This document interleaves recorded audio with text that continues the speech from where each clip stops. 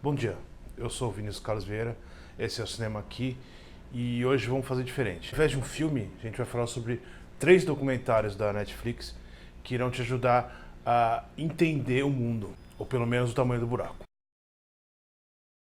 Antes disso, como você já deve estar se acostumando, deixa eu falar um pouco sobre o Pop Creator. Ele já está rolando, já teve algumas aulas, mas como é tudo online, você pode conferir a qualquer hora e qualquer lugar. Nossa ideia, minha e do meu parceiro do cinema aqui, o senhor Rodrigo Dantas Monteiro, é fazer um curso que foge daquelas promessas mágicas e conversas. Então nada de escrever na internet e ficar milionário, mas sim produza um material que você ama e abra as portas e oportunidades. Um curso onde você vai aprender a escrever sobre aquilo que te interessa, entender que é preciso escrever bem sobre aquilo, né? E para chegar a algum lugar você precisa fazer isso, você precisa dominar o assunto e a gente vai tentar te mostrar isso, desde como funciona em volta do conteúdo, as pautas, o posicionamento, redes sociais, divulgação, enfim, tudo que é preciso para ser lido. As informações sobre o Pop Creator vão estar aqui no primeiro link, no comentário desse vídeo, então dá uma olhadinha lá e agora vamos aos nossos 3 documentários da semana.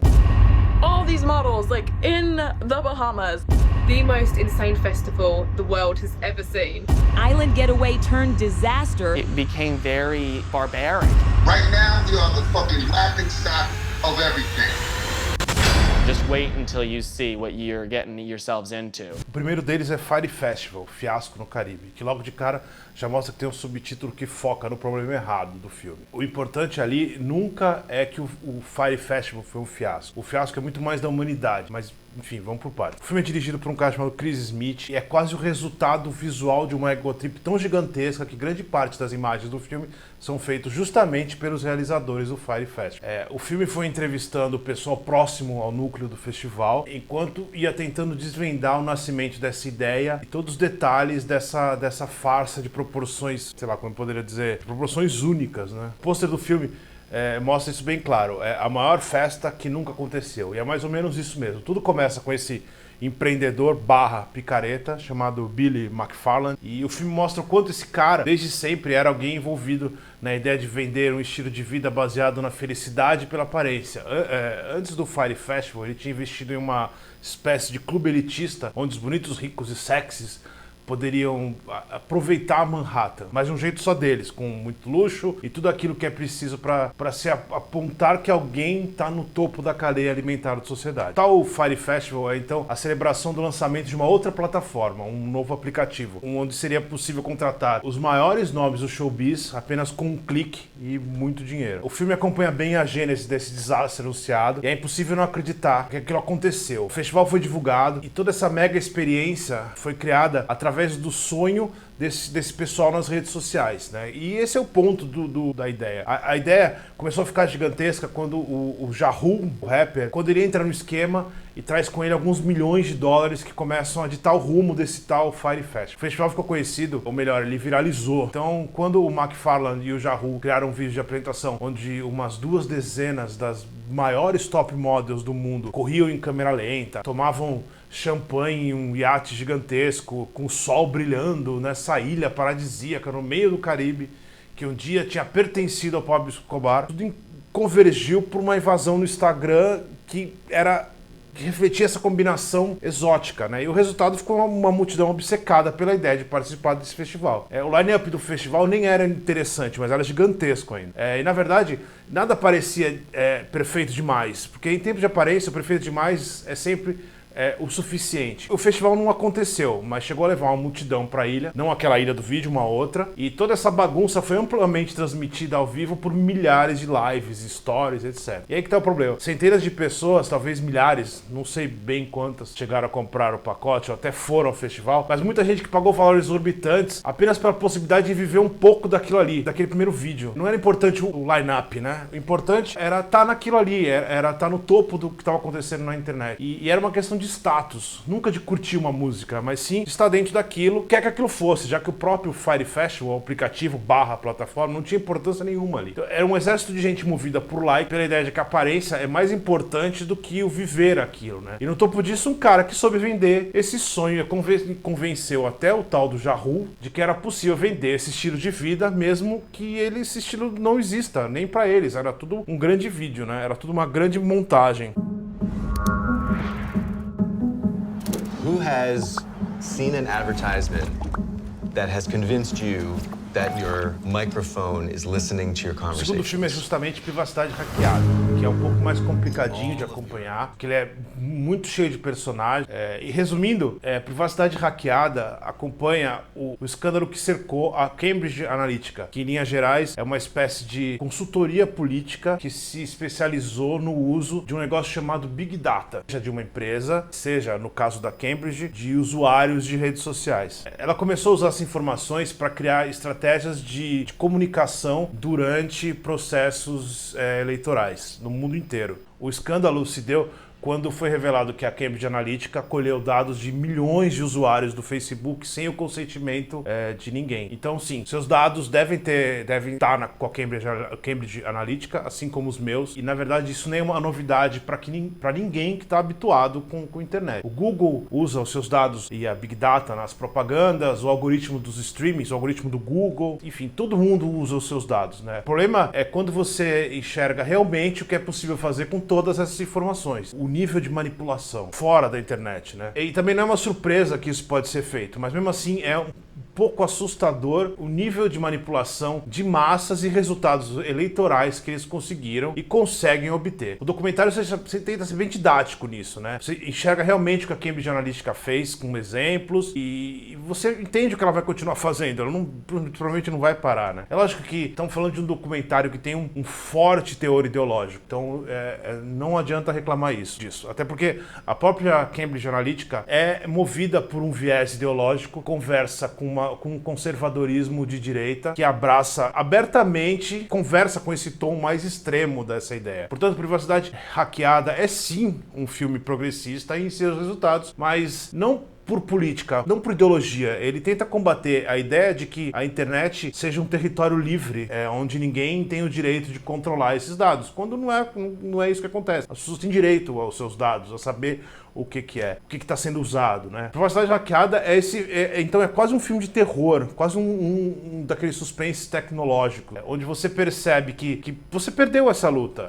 que você perdeu seus dados e mais do que nunca estão na mão de quem obteve essas informações e vai fazer o que quiser com eles, né? E quando num determinado momento você dá de cara com as eleições do Brasil sendo citadas, fica um gosto de amargo na boca maior ainda. Então é um filme super atual que vai deixar a gente entender um pouco desse cenário do mundo, né? Que não só no Brasil, mas no mundo inteiro. First time I ever heard about the flat earthers was, I think, when I was in space last. I can't believe I'm talking about this. I was well versed in just about every conspiracy you can think of. Chemtrails, 9/11. Did you know they made up dinosaurs? I completely solved the JFK assassination, which I'll share with you at a different day. But when you get bored enough with normal conspiracies, you're looking for something new. And then Mark said that he was a member of the Flat Earth Society. And I said, oh, Mark, what are you on to now? Por fim, a outra briga que perdemos é justamente esse terceiro documentário, A Terra é Plana, que no original que é algo como Por Trás da Curva, que tem muito mais a ver com a ideia.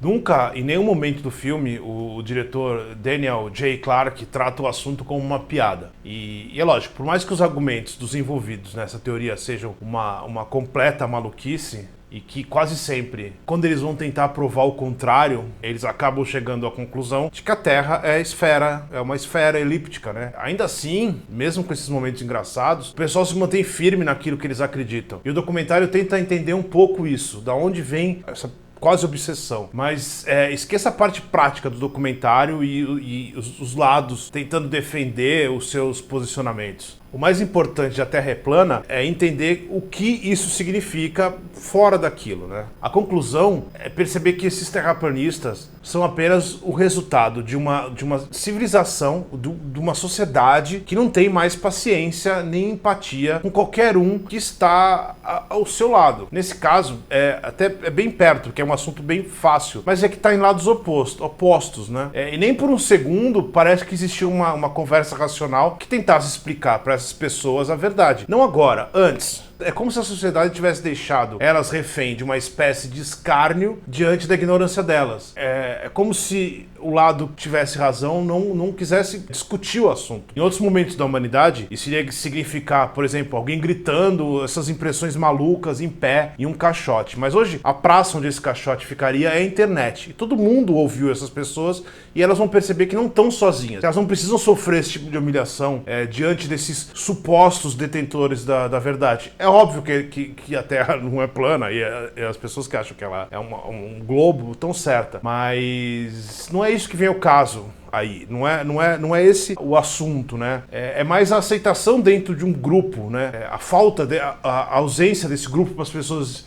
E esses terraplanistas que se encaixam. E eles, é a possibilidade deles encontrar quem eles realmente são. Porque eles foram ignorados pelo resto da sociedade. É lógico que isso resulta em uma cultura que valoriza a ignorância. Tanto no sentido de ignorar, né, de não ter acesso ao assunto, quanto no intelectual mesmo. O cara que é estudado, parece que ele não quer discutir o que é contrário ao seu pensamento diante de algo que pareça óbvio para ele. O que não devia de acontecer. Lógico, beira uma pretensão e uma presunção que colocaram todas essas pessoas nesse lugar que a gente está hoje. Tem um certo momento do filme, uma das figuras mais respeitadas do terraplanismo chega à conclusão que, mesmo que sua teoria, a da Terra plana, caísse, seria impossível ele sair das comunidades, já que hoje ela é tudo que ele tem, ele não tem uma outra opção, ele não tem para onde ele ir, né? Ou ele faz isso ou ele volta a ser ignorado pelaquela sociedade que tinha ignorado ele antes, né? É lógico que o documentário também aborda o absurdo de um grupo tentando provar que a Terra é plana, do mesmo jeito que milhares de anos atrás já provaram que ela justamente era esférica. Então o resultado é sempre quase hilário. Mas talvez o documentário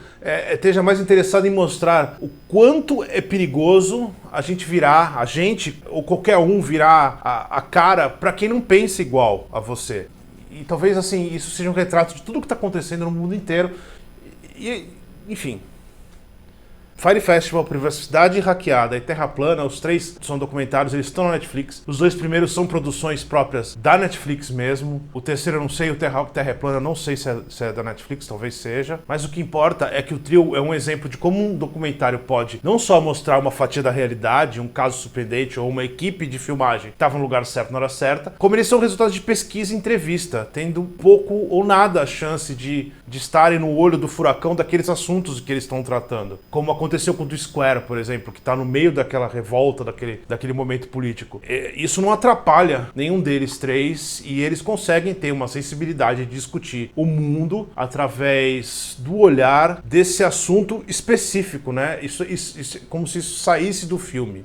Enfim, tá aí as 3 dicas. Mudando um pouco de assunto e indo pro final, dá uma conferida no Pop Creator aí no primeiro comentário do vídeo. Se você quer criar conteúdo sobre o que você ama e não se importa de não ficar milionário, porque provavelmente você não vai ficar milionário em 5 dias, a não ser que, sei lá, uma série de opções, loteria, pai, etc. Se você quiser trabalhar mesmo com algo que você ama e ainda conseguir pagar os boletos, como a gente gosta de dizer, quem sabe, né? Você tem essa oportunidade. E ainda sobra um dinheirinho pra pegar um cineminha e talvez até pagar a assinatura da Netflix. Isso não é um comercial da Netflix, a não ser que ela queira bancar a gente. De qualquer jeito, assina o canal, compartilha, manda pros seus amigos, comente, dê uma olhada no Pop Creator, no link, no primeiro comentário, deixe sugestões. Semana que vem a gente vai estar aqui de volta com mais cinema aqui no YouTube e ainda sem uma frase de efeito interessante.